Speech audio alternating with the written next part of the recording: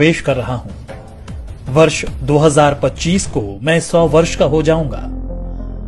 वर्ष 1925 में विजयादशमी के दिन नागपुर में डॉक्टर केशव राव बलिराम हेडगेवार जी ने मुझे संघ रूपी जिस बीज के रूप में रोपा था, तब किसी ने भी नहीं सोचा होगा कि मैं एक वट वृक्ष बन जाऊंगा। आज इस वट वृक्ष की कई शाखाएं राष्ट्र निर्माण कार्य में लगी हुई हैं। संघ के प्रथम सरसंघचालक हेडगेवार जी ने अपने घर पर 17 लोगों के साथ गोष्ठी में मेरे गठन की योजना बनाई थी।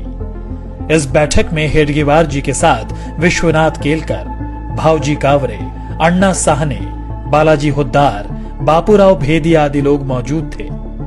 मेरा क्या नाम होगा, क्या कार्य होंगे, सब कुछ समय के साथ धीरे धीरे तय होता गया। उस वक्त हिंदुओं को सिर्फ संगठित करने का विचार था। यहां तक कि संघ का नामकरण राष्ट्रीय स्वयं सेवक संघ भी 17 अप्रैल 1926 को तय हुआ।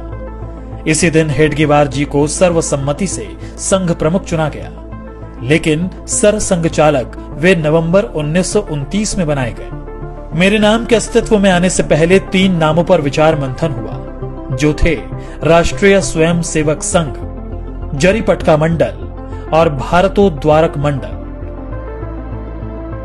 जिसके लिए बाकायदा वोटिंग भी हुई।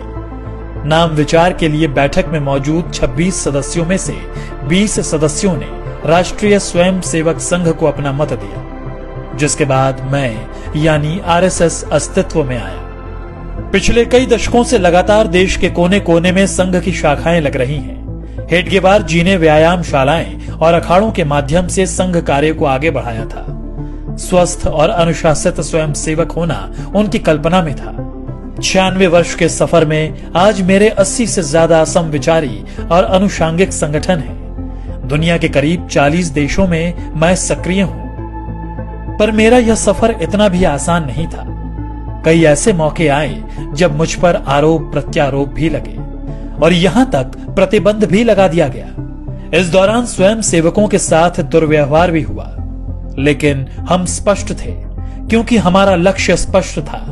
हम सम और विषम परिस्थितियों में एक समान बढ़ते रहे क्योंकि लक्ष्य बड़ा था। संघ के विरुद्ध दुष्प्रचार के बावजूद समाज का एक बहुत बड़ा वर्ग ऐसा भी था जो संघ के समर्पण को देख रहा था और समझ भी रहा था।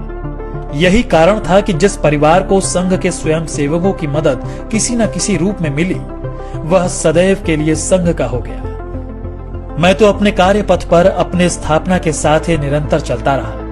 आजादी मिली, लेकिन विभाजन की विभीषिका के रूप में दर्द भी मिला। रास्ते कठिन थे, मगर मैं रुका नहीं।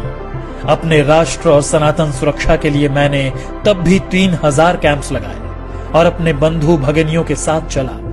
वर्ष 1962 में जब चीन ने धोखे से देश पर हमला कर दिया, तब मेरे परिवार के स्वयं सेवकों ने बखूबी अपना राज्य धर्म निभाया और जान पर खेलकर सरहदी इलाकों में रसद पहुंचाने में सेना की मदद की। इससे प्रभावित होकर तत्कालीन प्रधानमंत्री नेहरू ने 1963 में गणतंत्र दिवस की परेड में संघ को आमंत्रित किया। स्वयं सेवकों ने उस गणतंत्र दिवस की परेड में पूर्ण गणवेश के साथ भाग लिया और अपनी सादगी सात्विकता से सबको अवगत कराया था। इसके बाद वर्ष 1965 में पाकिस्तान से युद्ध के दौरान भी स्वयं सेवकों ने महत्वपूर्ण भूमिका निभाई। तमाम विरोध और सभी कठिनाइयों के साथ संघ अपने पथ पर निरंतर आगे बढ़ता रहा। आपदा हो या युद्ध, मेरा संकल्प भारत समर्पित। कभी 25 स्वयं सेवकों से शुरू हुआ संघ आज विशाल संगठन के रूप में स्थापित है। बिना स्वार्थ, तन मन धन से दिन रात राष्ट्र सेवा, मानव सेवा में स्वयं सेवक जुटे हुए हैं।